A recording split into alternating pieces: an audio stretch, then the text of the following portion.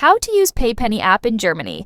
To use the Paypenny app in Germany for international money transfers, follow these steps. Paypenny is available for iOS and Android devices. Download it from the App Store or Google Play Store. Open the app and enter your registered phone number. You'll receive a one-time password OTP for verification.